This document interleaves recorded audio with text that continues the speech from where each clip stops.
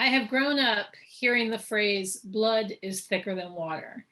It was always used to explain why family should be held in a higher position than friends, and it never really sat well with me. For one thing, not all blood-related family is healthy.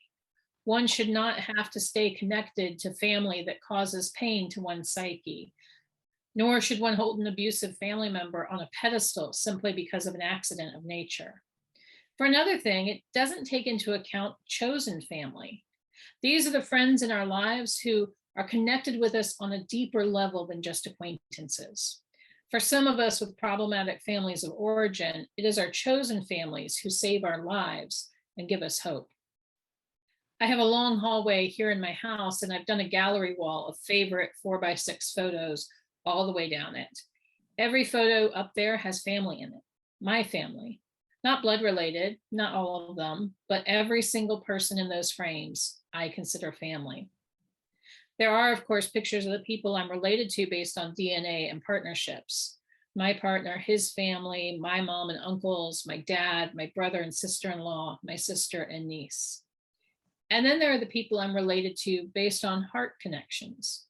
My dear sisters from seminary who saw me through 3 years of blood, sweat, and tears, and still today are a phone call away when we need each other. My close friends who know me better than I know myself and call me back to who I am when I am unsure. My colleagues, including the dear woman who calls herself my intern grandma because she was my teaching pastor's teaching pastor. My gaming friends who are my tribe, who have known me before I was officially a minister and remind me of who I am outside of this title and role. There are more photos and memories I have in my heart, people I'd call on or drop everything for should they call me.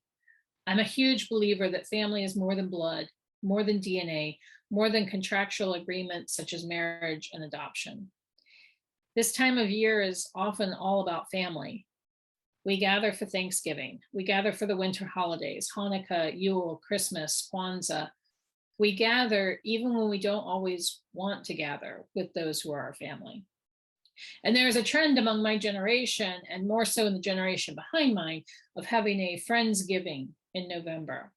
This is a gathering of friends for a Thanksgiving feast. These gatherings are often designed for those who, for whatever reason, cannot or will not join with their family of origin for the traditional Thanksgiving meal. Perhaps due to toxic situations, perhaps due simply to distance and cost, perhaps due to any number of reasons. These friends gather around a table like a family would and enjoy a meal and gratitude together. Perhaps in the before times, you all gathered for a Thanksgiving meal with this family of beloveds you've created in this congregation, a chosen family, one that is not bound by blood or DNA or marriage contract, but by choice. But it's more than choice. Sure, we choose to come here on Sundays. We choose to be a part of this congregation, either as friends or members. We choose to give of our time, our talent, and our treasure. But there's more to that. When we become family, there's more than just a choice. It's a commitment to stay when things get hard, a commitment to work things out, a commitment to say sorry when we make a mistake. Let's go back to that phrase I mentioned earlier, blood is thicker than water.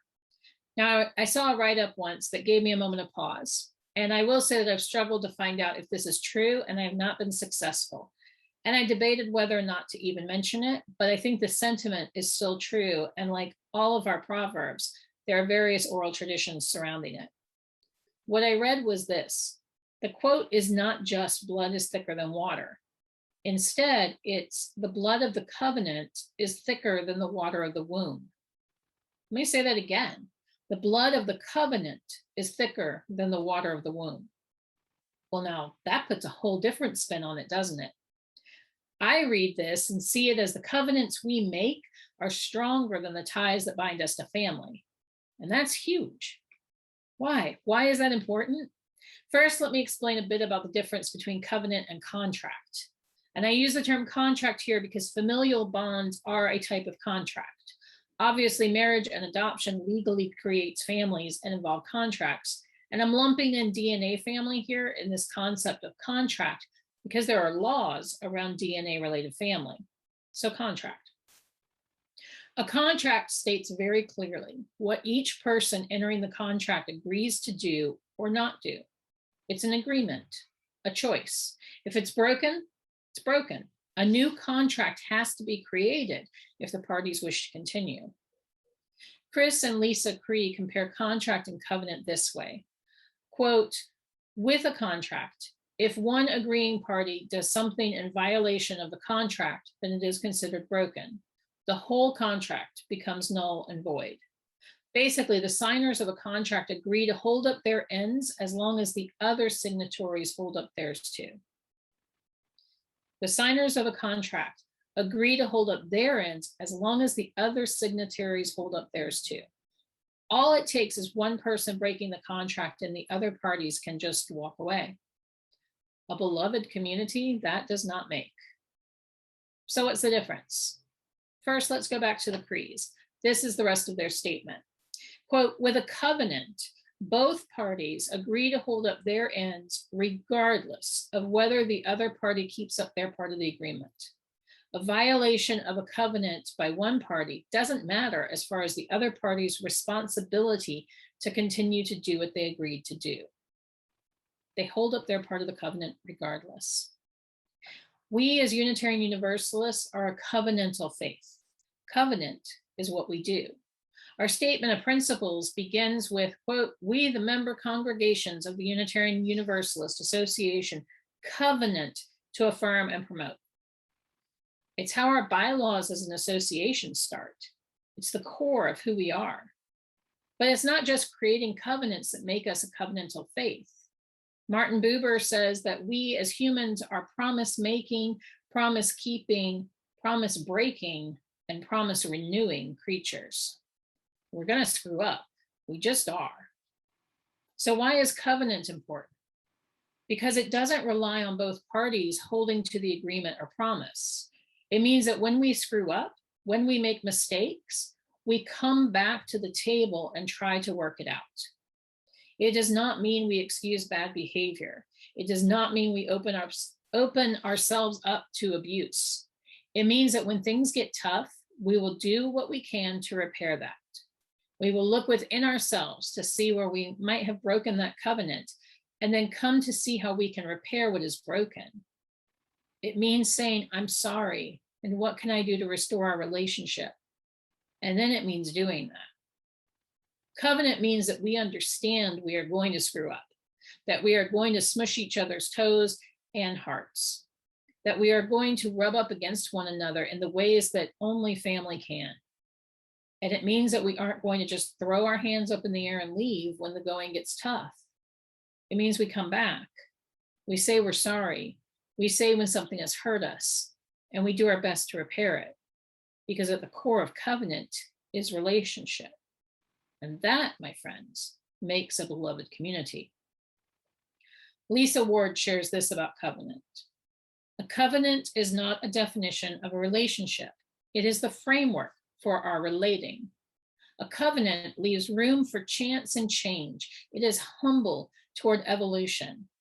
It claims, I will abide with you in this common endeavor, be present as best as I can in our becoming. This calls for a level of trust, courage, and sacrifice that needs to be nurtured, renewed, and affirmed on a regular basis. She continues, a creed creates a static truth, something that does not incorporate new insights and realities. A covenant is a dance of co-creation, keeping in step with one another in the flow of our lives. A creed seeks uniformity and a unison voice. A covenant seeks harmony and a shared voice. Sometimes we may arrive at a unison, but it is not required.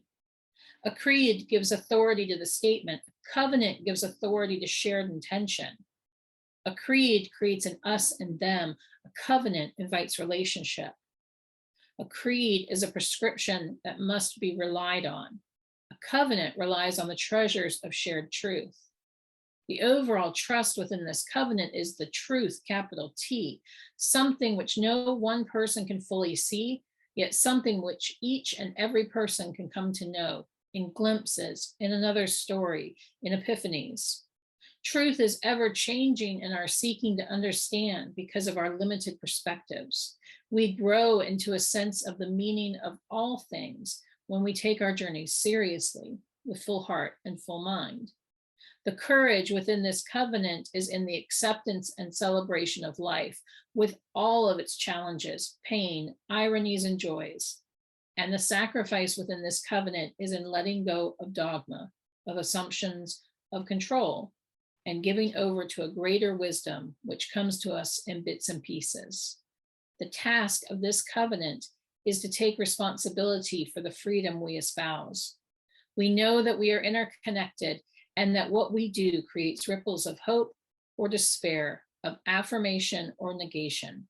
What we do with and for one another is powerful and beyond our imagining.